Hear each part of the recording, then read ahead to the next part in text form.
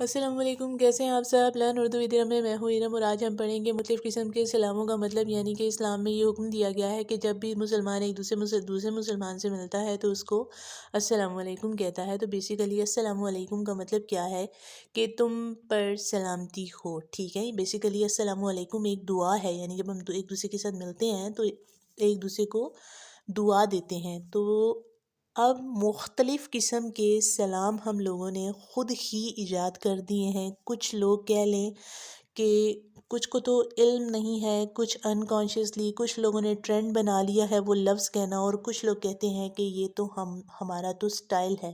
معذرت کے ساتھ کچھ لوگ ایسے بھی کہتے ہیں، اگر ان کی کریکشن کی جائے، اصلاح کی جائے، تو وہ کہتے ہیں ہمارا تو ایسے کہنا سٹائل ہے۔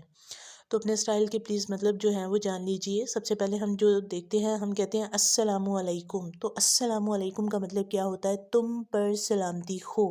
اب بدلے میں جس کو آپ السلام علیکم کہہ رہے ہیں، وہ اگر آپ کو کہتا ہے وعلیکم السلام، تو اس کا مطلب کیا ہے کہ وہ آپ کو بدلے میں کہہ رہا ہے کہ تم پر بھی سلامتی ہو۔ اگر کسی کو کہتے ہیں السلام علیکم، اس کا مطلب ہے تم کو موت آئے۔ آپ کسی کو اللہ معاف کرے کیسی آپ دعا دے رہے ہیں کہ تم کو موت آئے، تو پھر بدلے یہ دعا نہیں بلکہ بد دعا ہو جائے گی۔ بدلے میں پھر وہ کہتا ہے اگر وعلیکم السلام، وعلیکم السلام، تو اس کا مطلب یہ ہے کہ تم کو بھی موت آئے۔ اسی طرح السلام علیکم تم خوشی کو ترسو، السلام علیکم تم پر لعنت ہو، السلام علیکم تم برباد ہو۔